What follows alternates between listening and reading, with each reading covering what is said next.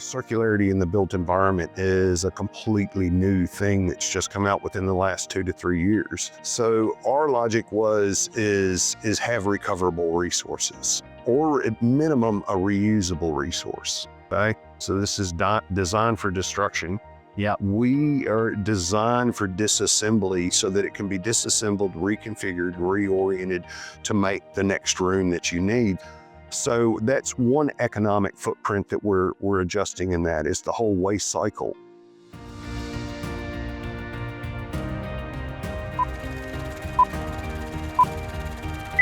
hello and welcome to another episode of Waste to Wealth. Today I am joined by Murphy. Murphy, why don't you give us the TLDR on who you are and how you got here? Well, I was invited on here. My name's Murphy O'Neill. I am the director of Adaptable Structures here in Auckland. It is a firm that is working on the world's first design for industrialization construction system. That means that homes could be mass produced and be mass produced sustainably and within a circular economy. So, Okay, cool. That's awesome. That's a really big endeavor, and it disrupts a lot of kind of the Kiwi ideology potentially. But why and how did you get started with this? Was there a reason why you started? every great idea starts on a bar napkin. The Christchurch earthquakes. Okay. Yeah, when you looked at that and the need for housing, and you needed housing quick, and not only that, because of some of the constraints that were on the site as far as ground stability and weight of buildings and things like that, it sort of spurned the idea that something needs to change. Right. And so it was the idea of evolving construction beyond its 1600s model. Every other industry in the world has evolved. Aircraft started as wood and fabric, boats started as wood. So why are we still using this exact same model in housing? Why can't we change it? We have the capability to land rockets now. So, it was one of those things that ultimately needed to be addressed. So, And what was your background? Have you always been an inventor and entrepreneur? Like, was there a catalyst? Was that the catalyst that made you think about kind of going and doing your own thing? Or was that, had you already kind of been on that path prior? no, I mean, I built houses. My family is in the construction business. Okay. And, but my mother was an architect, builder, developer. Okay. And my father was a car dealer, owned car dealerships. Yeah. And my best friend's parents own airports. So I was always around pretty much any sort of mechanized piece of equipment. And then with construction, I've always been on a construction site. So Why? this was the logical mashup of the in-between. For instance, we use a lot of tech from aircraft. And the reason... Makes sense. Well, I mean, think about this. Your current house you're constructing takes 6 months to build, right? Yeah. And best case scenario, 3 to 4 months. Yeah. To build a 777 Boeing aircraft takes 83 days. Okay. And there's 3 to 12 million parts in it, depending on what the building's being or the aircraft's being used for. But the other thing with aircraft manufacturing is the majority of components that go into an aircraft are recyclable. So at end of life, those parts can have a second life. And so they continue in the circular economy to be reused as a resource. So one of the things identified right off the bat was the weakness of timber. Sure, when we look at timber from the 1950s or 1960s, it's a totally different beast is what we're faced with today. But timber is a single-use resource, so it was about evolving into a material that could be recycled or reused quite easily. And luckily, New Zealand has an industry infrastructure that's quite a good footprint. And the choice was for recycle, remelt aluminium. And the reason is it only takes 5% of the energy to remanufacture aluminium or remelt aluminium and extrude it, whereas the other materials that are out there are still at 50 to 75% of the energy requirements to remelt. So it was just a no-brainer. In this country, you had the infrastructure to do it. So that's one of the differences between design for manufacturing, which is what you see right now in the offsite world. Right. Is design for manufacturing is trying to industrialize a method of construction. Okay, so timber being that entrenched material. Right. So it requires large factories because you're panelizing walls and everything else. Whereas design for industrialization looks at a resource to where that resource is designed to be manufactured. Right. So we extrude out a piece of metal. It goes through a CNC machine. It's drilled. It's sent to us. We do a sub-assembly out of that material and it's ready to go out the door. Yep. So it's not this situation of to where you have to ship the material on site. You got to cut the material, process the material, frame the material, nail the material, and do these 20 steps. We only do 3 steps. Right. So I think, at the current point, the global leader of doing this right now. Okay. Yeah. Well, I can't find a comparable product on the market. And how long have you been working on it? 10 years. Yeah, everything good takes 10 years at least. Well, I mean, the thing is also the system wasn't really supportive of it. Yeah. So that became a problem. Especially with a smaller economy, we're just starting to find out that this entrenchment logic is pretty much everywhere. All right. And one of the things is if you search on the government, any government website right now, and you talk about circularity of products, right? It's the key word. It's going around the world. Right. Every government around the world has one of these programs. I'd say there's tens of thousands of these programs and nonprofit groups. The MacArthur Foundation, for instance, is based on circularity and circularity design, puts out hundreds of millions of dollars a year in grants, right? Yeah. But this circularity in the built environment is a completely new thing that's just come out within the last 2 to 3 years. Right. And we're finding that because we have a solution, nobody wants to know about it because the problem becomes more profitable than the solution. Okay. And I think that's a big step because you being in the financial industry and the implications that we have on the economics of housing, it's a totally new model to be able to deal with this. It's we have, for instance, housing. If you look at this room that's we're in right now, everything in this room is trash. Yep. So when you move out of it and a new tenant moves into it, they're going to require that this thing be torn out or remanufactured or whatever. Everything goes to waste. Yeah. So our logic is have recoverable resources or at minimum a reusable resource. Okay. And so instead of being able to tear this down, so this is designed for destruction. Yeah. We are designed for disassembly so that it can be disassembled, reconfigured, reoriented to make the next room that you need. So you're only having to hire that construction company for 3 hours, not 3 days. Yeah. Okay. So that's one economic footprint that we're adjusting in that is the whole waste cycle, right? I know this is kind of going all over the place, but one of the things that you notice over this is how people profitize or capitalize on these keywords or these issues that we have. Right. When I don't know if you remember when about 5 years ago that construction waste was put out as 40% of all material that goes to landfill, right? Right. Landfills are, waste handling's $5 billion a year business. The waste levy from governments or local councils or whatever went up from $60 to $350. So the government tagged on that wagon, so profiting from it. However, there's no initiative that extra money that's being paid is helping address the issues for research or science or anything like that.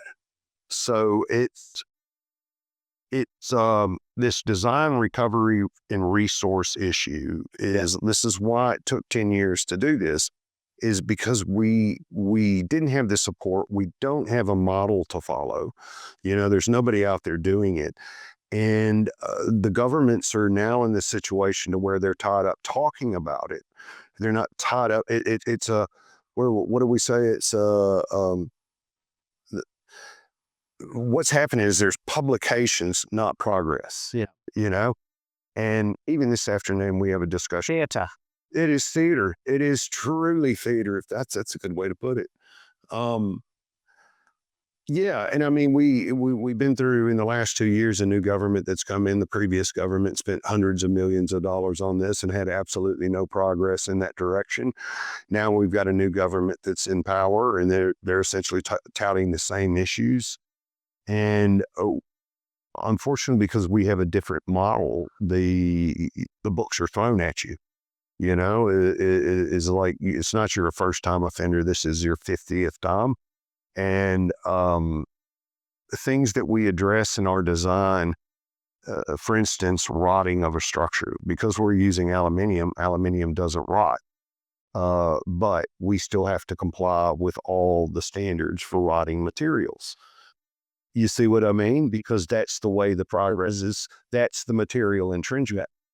We recently propositioned the government, and I don't know if they're going to take us up on it, but to allow them to view the system from the entryway in as opposed to the top or the exit looking down. They can look at it as a productivity sense, but the problem is the government itself is the bottleneck, and that's the bottleneck for progress. All right. And so like dealing with this in a material thing, but it's again, a solution that we're trying to find, not the problem that is the issue. We're trying to get an outcome here. And Right. And the reason secondary, while the economics, so that's part of the, no, geez, this is just going everywhere. It's okay. Yeah. Good editors. Yeah. So the other economics issue is this, okay? Affordability of housing. Right?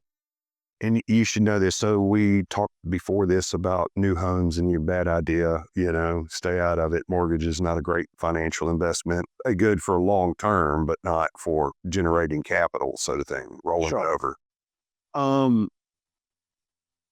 Is when you buy a house right now, you spend $775 on an apartment. You get a bunch of white boxes, right? Got some appliances in it. Those appliances are going to last 10 years. The apartment's going to need maintenance in 10 years.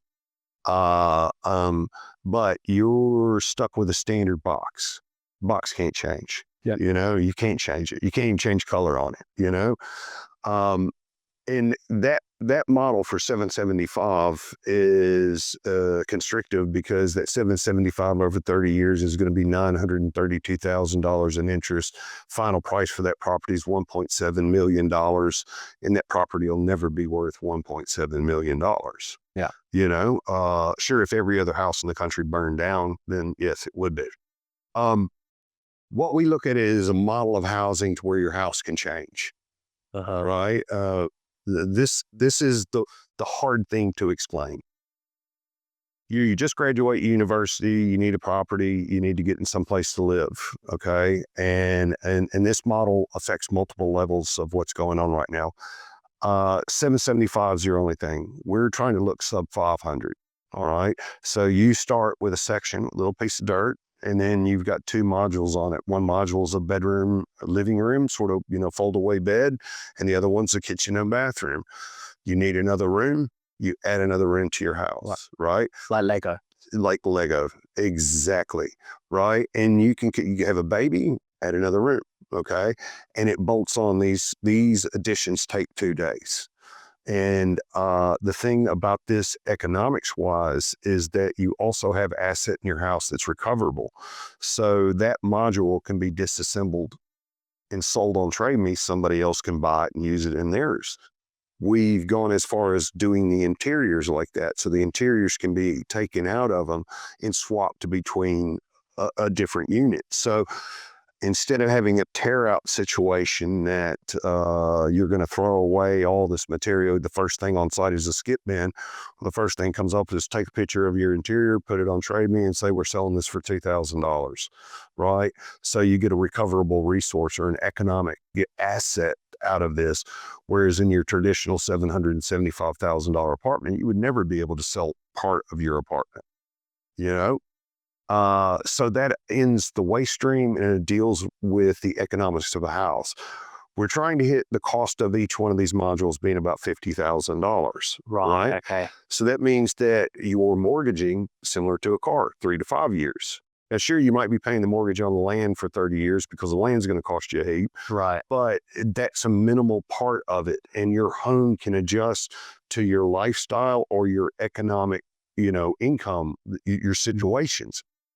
You could technically build as you go, and you could actually do it without debt if you wanted. Yeah.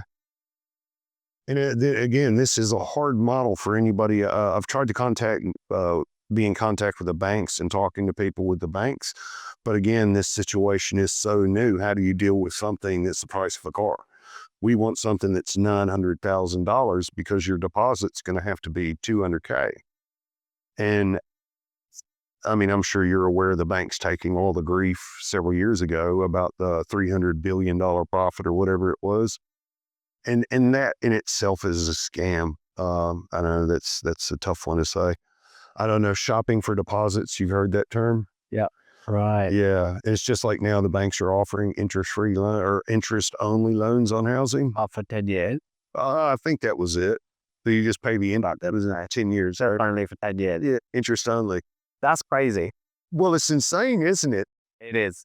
Because your payments aren't going to be that much cheaper because essentially the double the payment. So instead of you paying $2,800, you're paying $1,400, but it doesn't take down on your principal at all. Yeah. Yeah. The notion of being able to be in a mortgage for 10 years and not pay any principal is nuts, but it does work for the bank. Well, again, this is the same thing, shopping for deposits, because you still have to have that deposit, and that deposit's real money. Yeah. You know where the bank is getting their money from? From our deposits. No. Do you know where we're talking about on new builds? Do you know where the bank's actually getting the money? Oh, you tell me. I've got The Reserve Bank of New Zealand. Oh, yeah, of course. The funding for lending scheme. True, but also the deposits on our money are also, there's $190 billion of deposits in New Zealand banks that are currently not getting the interest it deserves.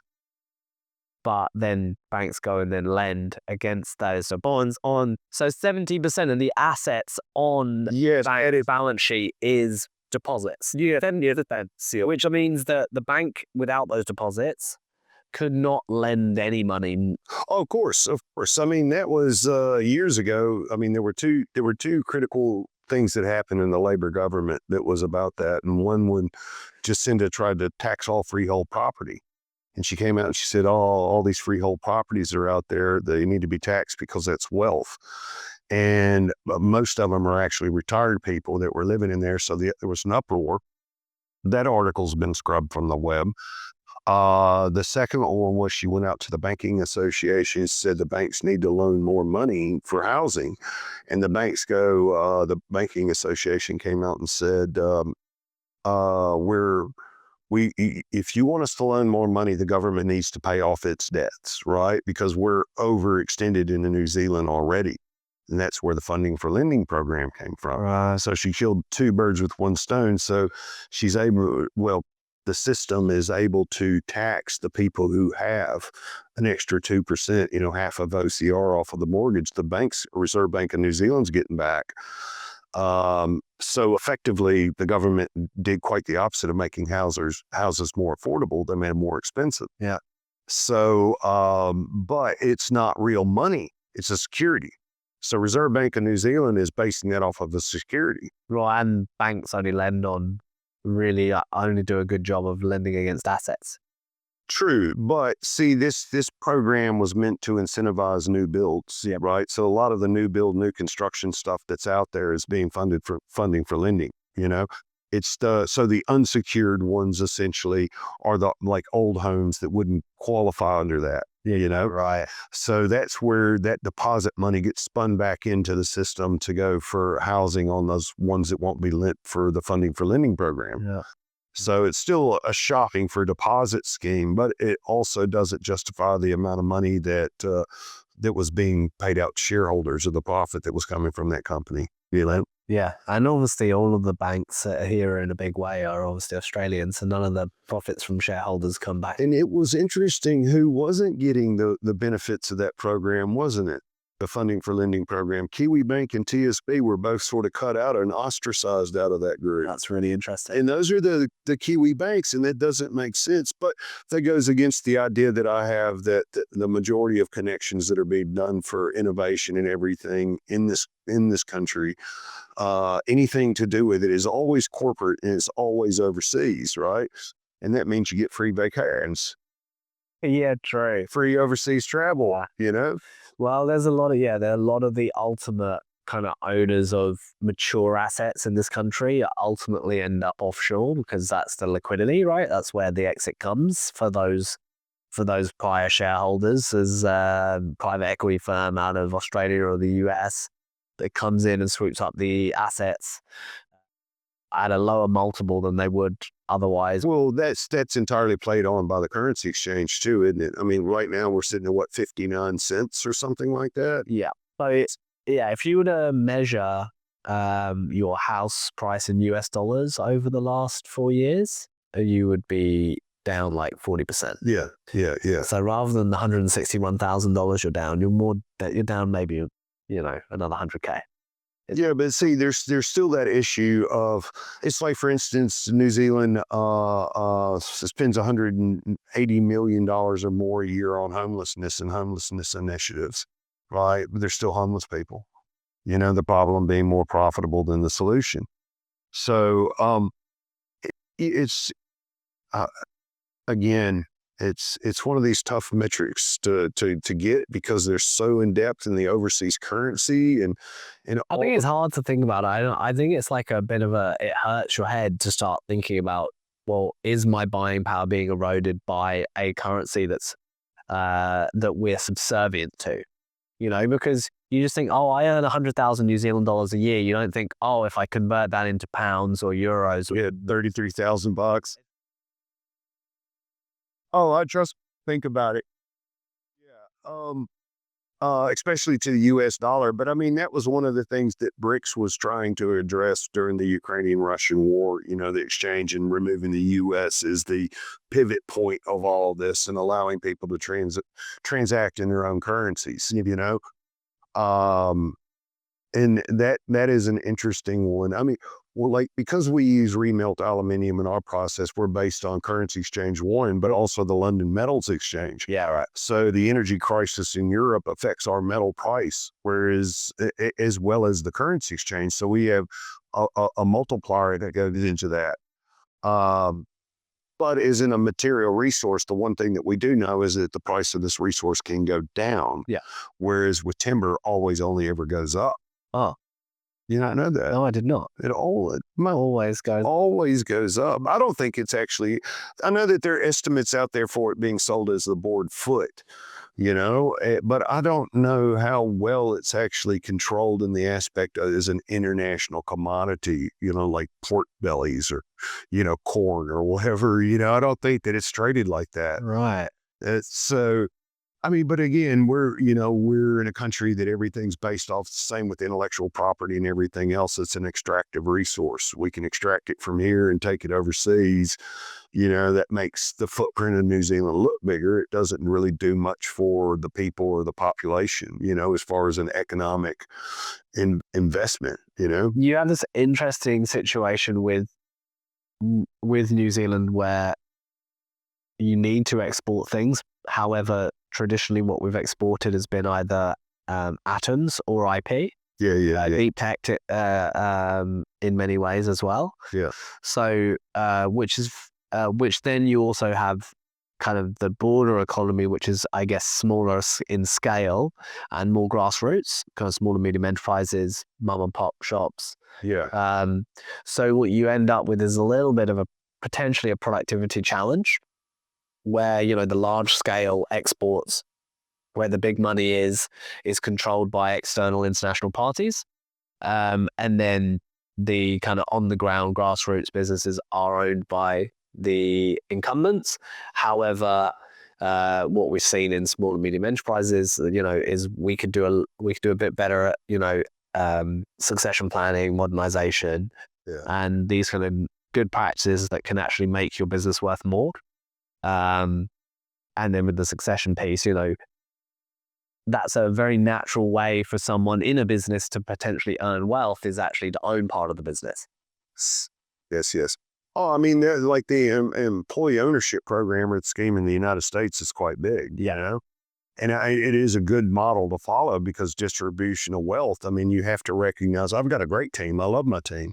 I love my team to stay with me forever, and that's a way to do that. Yeah, we've done that with our team. Yeah, and it's I mean, they're talented people. There are things that we want to build and design that are beyond this. That's the end of the day. Having a discussion, what if, and those things are great. And the thing that we do know is that anything that, believe it or not, anything that we need, a problem that needs to be solved, we can solve within New Zealand. We don't need to look at overseas people to do this for us.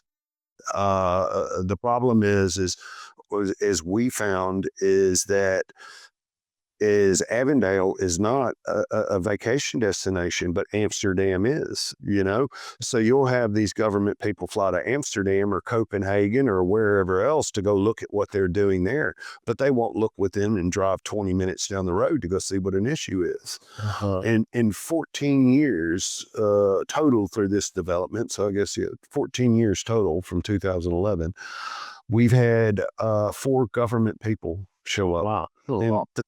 Hundreds, if not thousands, of invitations. So this is it's kind of a weird thing, It's they'll fly overseas, and take those 3 weeks over abroad, but they really not worried about what we can do here. And I find that really quite unusual, counterintuitive, actually, is because we're in a situation where a lot of New Zealand IP affects the world. I mean, the software, hardware, there's farming equipment that's shipped all over the world from here, from the ideas in New Zealand. Obviously resources, that's one. But I mean, there's a lot of research organizations here. There's a lot of deep tech here. Oh, no doubt. Inductive power transfer, University of Auckland, just up the road. I mean, they were one of the pioneers in that. So, but it's just kind of strange how we're not into this idea of manufacturing, even if it benefits ourselves within the country. So what your kind of feedback or view on it is actually also is that we're not trying to solve manufacturing problems, or we don't try to solve manufacturing problems here. No, I think that we have the capability to do all of it. Okay. I think that it all exists in New Zealand. It's all out there. Believe it or not, you turn over the thing, there's giant 3D printers, there's sintered metal, there's, every kind of fabrication technique. We build boats, we build yachts, we build airplanes. This country, you build spacecraft, right. So the tech and the people are here. But for whatever reason, when it comes down to intellectual property, is we would rather take our intellectual property, sell it abroad, because then we can capitalize a large sum of money, $190 million deal or something, right? And boom, it goes over to Taiwan. It's manufactured in Taiwan, and then we re-import our own tech back in. Whereas that there could be infrastructure developed here to manufacture. Maybe it's that the innovator or whoever the owner of that IP happens to be wants to capitalize and just get out, instead of making $20 at a time, selling hundreds of them, and then trying to export out of New Zealand. So, for us, we have that duplicity of models because we're an industrialized technology. And we have a methodology that's based on that. So that's pretty much our IP, is that we can go to Australia, drop down, spend $150,000 and start manufacturing houses in essentially 2 weeks. Okay. We can fly to India, drop down $200,000 or whatever it happens to be. And then boom, we're manufacturing houses in India. And we can continue to expand this model under a licensing thing. We don't need to be in charge of all this because it's a simple methodology. Is it almost like it could be a franchise model over time? Definitely. It's an industrialized IP, and every country has the capability to do this manufacturing. So like when we have just recently Fletcher's Clever Core, hopefully you weren't invested in Fletcher's. Yeah. Okay. Yeah, they've done a poor job for the last several years. They just recently closed up their offsite manufacturing factory. Right. So see, they have a 5,000 square meter footprint to start off with. So you have that overhead to deal with. They had $13 million in specialized equipment that was brought over from Germany to handle all of this. We spend zero. Right. So we don't need 5,000 square meters to build 500 houses a month. Yeah. We need maybe 1,000, max 1,000 square meters, because our processing time to be able to build 15 square meter modules is about 4.5 hours. And then it's straight out the door. There's no waiting time. We don't even have to paint them because the material that we use on it has a 25-year color warranty on it. Right. So it's like your car. Your car, which is $50,000, has more tech in it than your house does. Yeah. Right? And when's the last time you painted your car? So, yeah, it's fascinating. You see, it's in the difference in industrialization. Yeah. Is it we're not trying to entrench a material. We're trying to choose the best material for the job. Right. Yeah. And also minimize the cost or the liability to the occupants of those buildings. Right. Yeah, totally. You don't want, leakage in your house and then having to. Even if it did leak, it shouldn't rot. You see what I mean? Yeah. So that's what I mean. Yeah. Is exactly it. And the cost per meter of 4x2s is like between $5 to $7, maybe even some places more, depending on what structural grade it is. And the weight of that material is constantly decreasing because the density of the wood is decreasing. Right. Whereas when we deal with aluminium, it's metallurgical. The weight's always the same, the alloy's all the same, the mix is all the same. So we have that security that we know our structural element of the building remains universal, no matter if we send it off to Scandinavia to be built or wherever else. Okay. And so it's a pretty big business to build.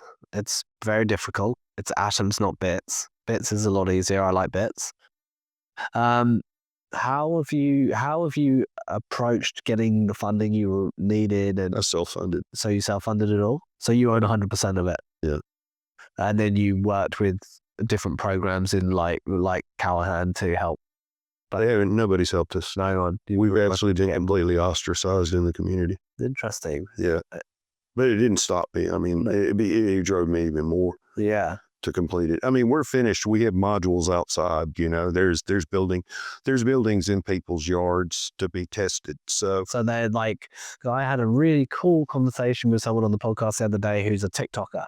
He'd be a great person for you to connect. Oh, sure. Happy to have. I will. I mean, we thought about building an OnlyFans module to do the marketing, the release marketing, because they're the ones with the cash, right? It's, I don't know that they're probably a few of your customers. And they're not a bad customer. No, they wouldn't be. They're all business. Cash rich. No, but he's a TikToker and they went on a journey. I think they bought 6 acres or something up north and have built their own modules. Yep. Including stuff like a yurt. But, it's all circular economy type thinking, sustainable living, etc. He's a really great influencer. So I'll connect you. Yeah. See, but that's the thing. Choice. When you're dealing with the current model that we're dealing with housing, you lose all of that. All of your choices gone. You're stuck in a shoebox. You're in a human filing cabinet. Yeah. And then you're bound to that filing cabinet for 35 years. And even if you do live in it for 10 years, the amount of principal that you paid, unless you're paying up on it. Yeah, You're right. doubling up payments. The amount that you're going to recover off of it is all a falsehood. It's a false economy.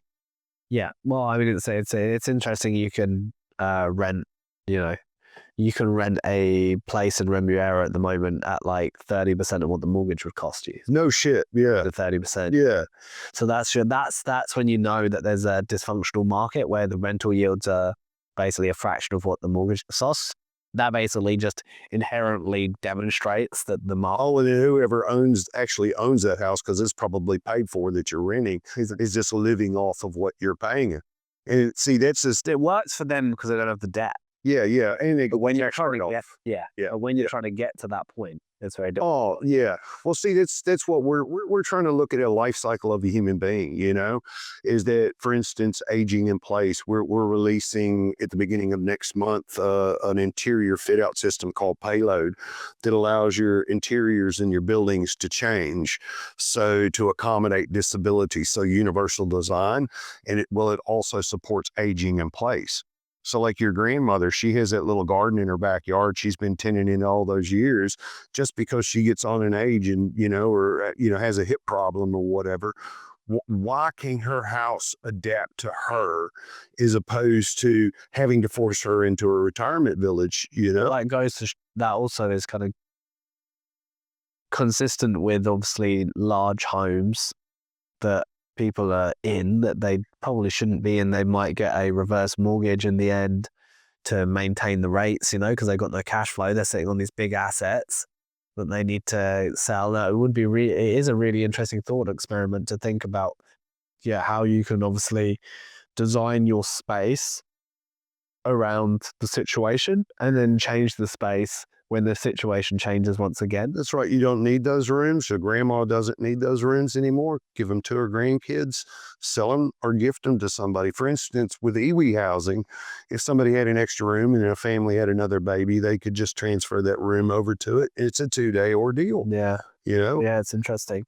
Obviously, a lot of the value is not in the house, though. It is in the price of the land. Right. It is. But see, that's I've had property here, just basic land, bare land. Yeah. And 320% profit just off of bare land. Yeah, that's right. But when you look at the rates value, they charge you the rates on the land value, not the house value, right? And you're not going to be able to, like some of the rates evaluations, let's say, you're not going to be able to build a house for $80,000. And so that valuation is somewhat skewed, but it's based just off the land here. Right. And I mean, it's a different model than America, but in America, obviously there's a lot more land. Yeah, right. It's an unusual thing, but the bigger the environmental, so my career in environmental, the bigger factor is whoever's listening to this, type into AI, what would happen if we stopped cutting trees down for 10 years? Right. Okay, what's the answer? What do you want them to find out? No, I want them to find out, and put a teaser. Essentially, it mitigates climate change. Okay. So in New Zealand, we spend between $6 and $10 billion a year on ESG goals, right? The forestry industry is worth between $3 and $6 billion. So if we I'm not saying that it would work on a scale of just New Zealand, but if we stopped cutting these trees down and we had native forests, we wouldn't have to be spending the money on ESGs. Yeah. And it's just an unusual, it's like, this was one of the issues that came out with the research of material research with timber. Timber is unlike any other industry. When you go, are you invested in timber? This is okay, good. Timber is evaluated different than any other industry in the world. Okay. When we look at factories and industries, we look at a fence line model. So anything that goes off a fence line is recorded costs and you got to pay for it, right? It's got to be monitored. But when we look at forestry, we look at, the trees are doing this positive thing.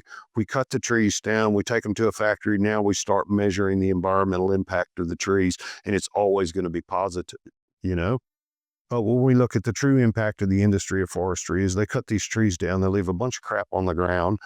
The land is bare, as you've seen, scarred, like when you're driving up to Whangarei and you see those places have been harvested. The biodiversity's gone. When the first big heavy rain comes, all the sediment runs down, which got all the carbon store in the soil, runs down, it decomposes in the waterways.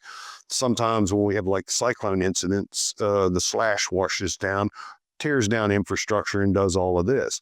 Now, if that was any other industry, a steel mill, aluminum, bauxite mine, a chemical factory or whatever, well, that would all go against the industry. Right. Right. They But pay. yeah, they pay. Their insurance would have to pay. I mean, you have a toxic waste spill or whatever, the evacuation cost, all of that's going to come back onto your company or your insurance company. Whereas we don't use the fence line approach with forestry because it's sustainable. It's renewable, sort of stuff. It can be replanted. Creative. But the problem here that we're dealing with within forestry is nobody's growing 1,000-year-old tree. So when we first came to that piece of property, there were 1,000-year-old trees there. 300-year-old tree was common. We slashed all those down, and why those houses that were built in the 50s, 60s, and 70s are still standing is they're built with awesome timber. Now we're replacing with a species that doesn't put as much carbon storage in the soil, and then we're cutting them down, harvesting them, and a tree doesn't start to absorb carbon until it's been out there for about 10 years, a significant amount of carbon. Right. And then we give it's essentially that's its half-life. And then at 20 years, you're harvesting them and then turning around and turning them into timber. And then that environmental impact continues to go on. So with us switching from a material that is an infinitely renewable material or recyclable material, then what we get is we're not creating waste, which goes to landfill and creates methane. We're allowing a suppression of forestry, which increases the amount of carbon storage because we don't rely on as many mature trees being cut down. Yeah. And if we reduce the demand on forestry, then at the end of the day, there's going to be a lot less people slashing forests, native forests like in the Amazon. Yeah. A lot of that's being done into cattle forests, but of course they're profiting from logging as well. So we start to get this situation to where we start to get back into a homeostasis with the environment, that biodiversity, when you search AI, it'll tell you biodiversity returns, the water cycle starts to change back again. And sure, it's going to give us an offset economic model to say that all those people in those little rural towns are not going to have jobs and all that. But if you're paying $3 to $5 billion more a year to be sustainable, well, then you can actually pay to re-talent all those people. Yeah. So it's a I mean, the whole thing is like when we were talking before we started recording, I guess, is, it's the cross of climate tech, clean tech, and prop tech. And it is a difficult thing to explain because it deals with housing affordability. It deals with a 20-something being able to live in a house. If, like, when I owned my property, I was going to build a house, but my consent took 8 years. Okay. And in that 8 years, what would have happened is I was paying for rent where I was living. I was paying for my mortgage. I was paying for consents. I was paying for all this crap, right? What if I can have a house? So when you go to a bank and you got to buy it with a 50% deposit or whatever, because it's bare land, right? Same as commercial property. Yeah. But what if you can have a house on it in 2 days? Yeah. It does. Yeah. So in other words, if it was pre-approved, which we're trying to do now, which is proving difficult, I will tell you that. If it was pre-approved, and what this prevents you is stopping from paying rent. You're just paying your mortgage and you're paying for the cost of the building that's on top of it. If you do decide to build a normal house that's on the property, I mean, we can dress ours up to look just like a normal house, but then you can resell the modules that you have or reconfigure them into our garage or whatever else. Turn it into an income. Yeah. Well, but you see, and I mean, this simplifies this entire process. Right now, we've got so many people that have bought off plans or whatever they're having to do. They're tying up accommodation because they can't get their house instantaneously. It's 12 months or whatever to get that house. And it's just the whole process is counterintuitive Whereas what I was mentioning earlier is this technology, we're using this tear out technology or single use resource is a model from the 1600s. Yeah. Whereas in aircraft and marine industry, we've gone through 3 to 4 materials evolutions and technology evolutions into manufacturing. And all of these systems that we're going through right now are changeable systems. When you look at, for instance, a 747 or a 777 aircraft, how many different uses can it have? You know, for instance, every airline that you get in that has a 777 has a completely different interior in it. Right. You know, so they're easily able to be retrofitted and changed. Yeah. And why are we stuck in a model that's for trash? So what do you think, like, with where the world's going? I would say that there seems to be a movement and an awakening towards more to being open to pathways that aren't the traditional route, really out of necessity. Yeah. Also out of an awakening that perhaps the kind of proposed truth was perhaps not true. You know, you look at your traditional financial advice kind of roadmap of how you accumulate assets and you decumulate, right? That's this thing. And everyone has a kid at the same time. Everyone has, you know, the job at the same time. Whatever. Atomic era. The whole thing where it's always the same. And we all know that that's not true. But we treat it like it's the same. I thought about this. I was thinking about this yesterday because specifically for this podcast. The one thing that you failed to mention, and it's not true, yet it's really not true, but in my opinion, those people were wealthy. The people that made that loop that you call, right? Because they had family. And they normally stayed with their wives. They had their kids. They had grandkids. They stayed in that family house the entire time. They went on vacations. They did all of these things. Right. Whereas what we're in a situation right now is just struggle. It's consumption. Well, it's consumption. Oh, it is. Okay. So it's actually just like the necessity to consume.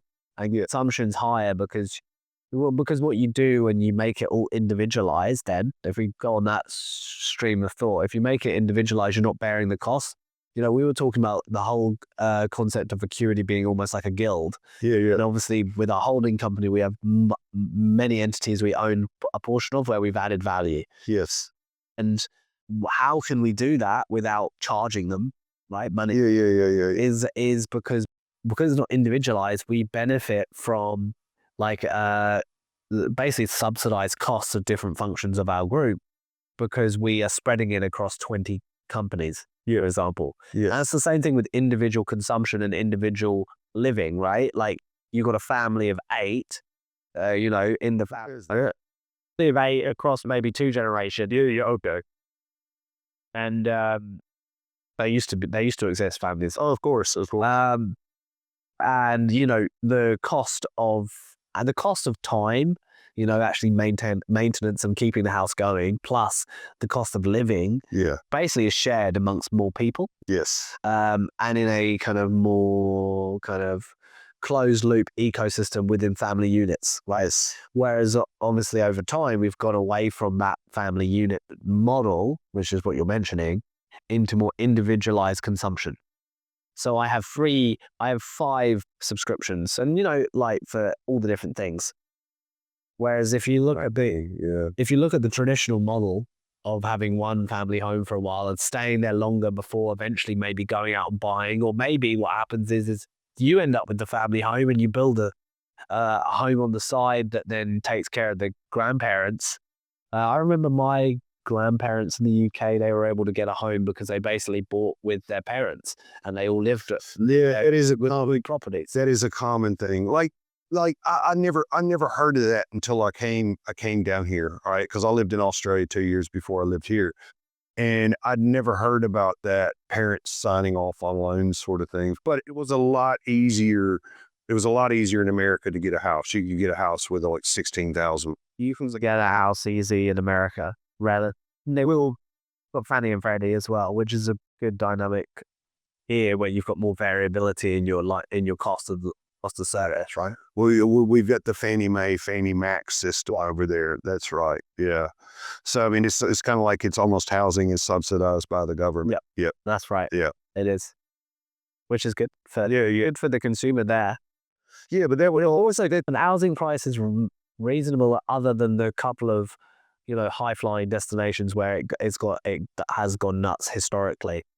Think San Francisco, New York, stuff. Oh, yeah. Well, I mean, Get. I mean, that's the same as Auckland City, right? Because, I mean, you're by the water and you're by a waterway. Anytime with that rural Montana, rural Utah, $600 will get you 10 acres. Yeah. So it's just depends on where you are really in the United States, because it all infrastructure related. But the one thing that I've seen about that though is the downfall of those situations. And I've had friends that have got into mortgages and loans and had their parents, so these are Kiwis, sign off on it, and then they, the relationships that off, and then they recover both houses. The government goes after both, or the bank goes after both houses. But the one thing that's really struck me a lot lately is the what would you call it, the lack of morals that is going on in the industry right now, where they're still building leaky homes, right?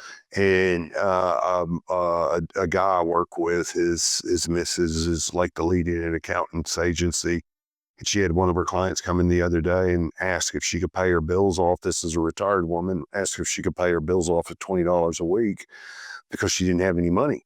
And then so they asked her, what happened? And she bought one of those apartments in Kingsland for just under $1 million 2 years ago.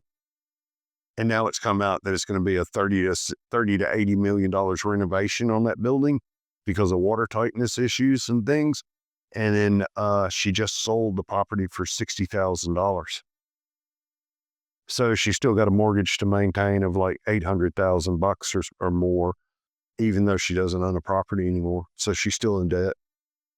That is nuts. So that's what I mean. There's a lot of morality that is occurring in this financial sector, specifically the property sector, Yeah. So, and this is one of the things that we've been really careful about with what we do is the majority of buildings in this country are built from a piece of paper, right? Yeah.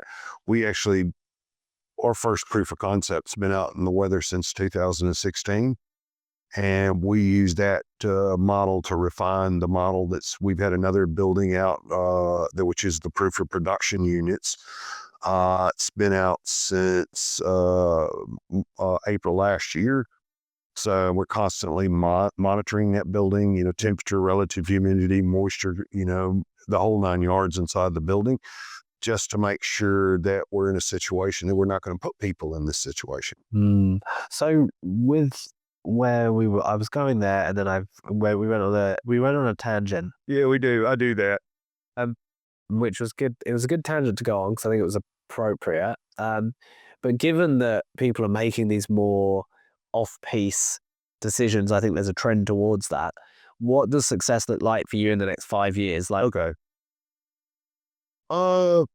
Success for me, I mean, personally, to feel comfortable. I mean, it would be nice to be monetarily comfortable, but for me, the thing is I want to see the impact. I want to see a movement.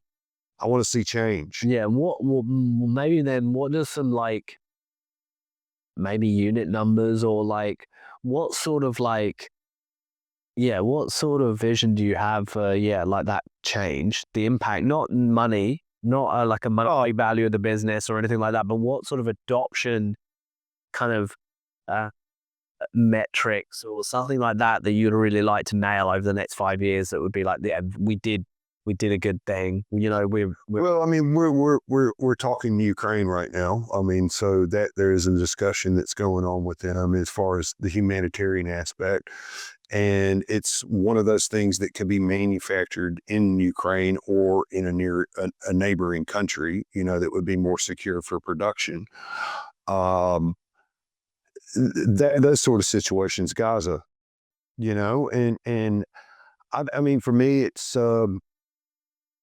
the limitations that we have on production are only based on the infrastructure within the country. Okay. But because we run a standard kit of parts of 50 parts, Right. those can be made anywhere and then shipped to site. And because they're aluminum, they can be air freighted anywhere. Yeah. Right. Um, so, I mean, I would like to see thousands of houses out there, and I would like to see that there's change thousands of lives, that's the bigger issue. And it's people that are in the 20s and don't envision themselves ever seeing a house, being able to get into a home. Um, How many units can you currently deliver on your current? in New Zealand alone, we have the production capability of 500 modules a year, which is about 120 houses, 125. But to put that in perspective, Fletcher Clevercore, when they first started up, they couldn't deliver 100, so, and we have that production capability, and we have a surety of that. In the United States, with likes of Norsk Hydro or Hydro North America and aluminum production, Right. you could produce 500 to 1,000 houses a month. Right. Yeah. So again, because it's a standardized kit of parts, it doesn't have to be produced in one factory. Each factory can produce a separate part. Right. So, Yeah. and it's a standard. So that means you don't need. Yeah, you can actually have micro plants for different. So in other words, that one factory can manufacture, specialize in that one part, and then those parts are sent to drop ship on site or whatever it happens to be, or distributed through Home Depot or Lowe's. And for instance, in New Zealand and Australia, Bunnings or Mitre 10, Yeah, for sure. because it requires a minimal footprint for you to distribute these parts. Yeah, awesome. That's super interesting. So I have spoken to a bunch of people that are interested. Or there's two areas of product market fit that are clear, and there's already demonstration of it working, right? Oh yeah, we got modules out. Yeah, is people wanting to build income on their properties or offices, home offices, good home offices. That's one area where micro living works, right? Yep. And then the other is this kind of movement towards kind of off-grid living. Yes. Right. Those are two areas and trends that are permeating. And there's lots of people interested in it and looking into it and researching it and looking at it on Instagram and TikTok, and they want to do it themselves. Do you have any recommendations or any thoughts around, like, okay, someone's interested, but they want to actually start to make a little bit of progress? Is there any progress that, what are the first steps of making progress in that scenario? Where I'm looking to buy a piece of bare land and I want to put a modularized property on it. Like, what's the first step that I take when I'm researching? Not to execute and implement, but start to become informed and knowledgeable. Well, I mean, unfortunately, in New Zealand, your bottleneck's going to be government, so it's going to come down to council and what you can do on the property, Even understanding what you can do. Oh yeah, it's gonna ultimately come from that. Even this new discussion about the granny flats in the backyard. Right. A lot of people are taking that as an open invitation to go put buildings on land. And it doesn't necessarily mean that, because the majority of those situations that they're talking about were an existing structure on site already. So a house that's already consented is adding to the back of that. There's still no clarifications on any of that until 2026, I mean, the one thing I see is there used to be and I don't know that this is still a consent, but there used to be a portable or temporary housing thing. And it allowed you to put a house onto a site for 3 to 4 years. And at the end of that 4 years, it allowed you to streamline the consent. Now, I don't know that it's a dead policy or not, but there are going to be loopholes in the system that allow you to do things like that. And one of the things that we addressed with our situation, which is different, is we wanted to consent our structure and our weather tightness. Okay. We don't want to tell you how to live. You might want a Hello Kitty interior. You might want a Star Wars interior. It's not our position to tell you how to do that. Right. And again, everything that we're finding, and the reason we've propositioned the government to be that entry point person is to look at these things, is everything that we're dealing with right now with government and permitting, consenting, and all of that is trying to force us into this standard box. And there's no reason for us to be in the standard box anymore. It's just like there's no reason to accept a rocket that doesn't land. You know what I mean? Yeah. It's like you're designing trash. Yep. You don't need to necessarily use you don't have to use Windows if you're building your own system and you want to be making your own iOS operating system. Yeah, exactly. And I mean, the one thing that you're in a liability, and that's the biggest thing, in my opinion, that you need to be concerned with anything that you buy is the product liability that comes with it. Who's responsible? And right now, the whole construction in construction, right? Oh, no shit, man. This blame game thing, Auckland Council paying out $317 million of our money last year on leaky buildings. You see there's a building inspector on LinkedIn that posts videos and says 25% of all new builds fail on cladding. Yeah, right. So it's the liability is look at what you're buying, look if it's maintainable, consider what your cost is going to be in 5 years, consider what your cost is going to be in 10 years, and then look at what your potential resale value is. Because, like, for instance, if you go against the grain and let's say that you want to be a vigilante builder, which I've been coined that, okay, is that you have to have be recoverable. It's like going out and buying a new car, driving it around for 6 months, getting a drunk driving accident or whatever, and then trying to sell that car back off and assume you're going to get your money back out of it. The same with a new house or whatever else, is limit your liabilities. Yeah. And that's the only thing I can say about property, because property seems to be either two ways. You're either a really big winner or you're a really big loser. And I mean, like, in my opinion, you can't really lose on land, and I think that banks need to lower the threshold on Kiwis being able to buy Kiwi land. Right. I think you need to be comparable, considering the cost value that's in the land to start off with. Yeah. And the rates value they get off the land. I just think that it's prohibitive. They're trying to force you into these boxes, and I don't take it. Don't do it. Really? Yeah, I'd rather buy an old dilapidated, villa than I would be a brand new insulated Green Star Home Star approved structure, Interesting. because you can't fix it. Yeah. Yeah. Yeah. You're stuck with what you got. You're stuck with it. And that's the biggest risk, I'd say, as far as. I mean, that is one thing that just that makes it very hard for me would make it very hard for me to ever consider buying a new build in a development area, right, which is high dense. Yeah. Is that pace that you're talking about? Is that you're so out of control? Well, I'm not going to say some of the stuff that I know on this podcast, but let's just say that there's 5-year-old homes that are rotting right now that have been built, and there's homes that have mold on the inside of them that no one knows about. It's not public information yet. No, as in, the people that are living in those homes, do they know straight away? Yeah, I mean, it's quite obvious. I mean, there's a shortage of actual data collection here, so you can't remediate a problem without collecting data. And for whatever reason, because of the profitability of the construction sector right now, it's more, again, the problem is more profitable than the solution. I mean, for instance, the government gets paid twice to build a house twice, don't they? If you have to tear it down.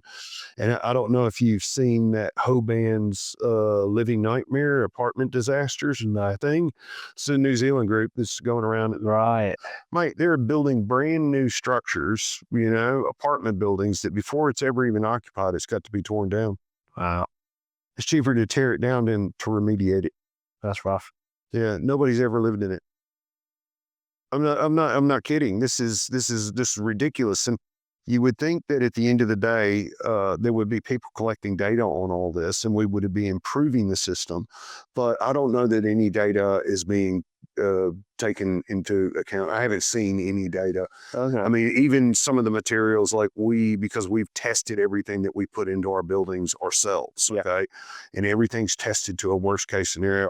We got things that say they're approved, and they don't do what they say they do.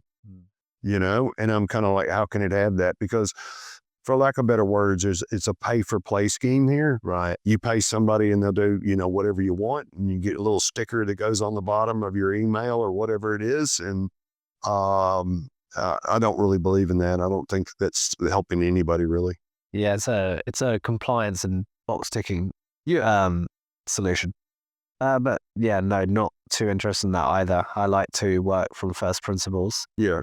But this has been really fun. I've really enjoyed learning about your world for a moment, and I'm pretty interested in it. And I'm going to do some more digging. I mean, I'm seeing. Yeah, I was about to say that. I'd love to come and see your what you guys. Anybody's welcome. I mean, we've got a website, adaptablestructures.com. Yeah. Send us an email. I mean, we're a small group of people, so we don't have contact phone numbers or we'd never get anything done. Yeah. So send us an email. We'll call you back and we're happy to schedule a meeting, have you come out and look at everything. Sweet. Awesome.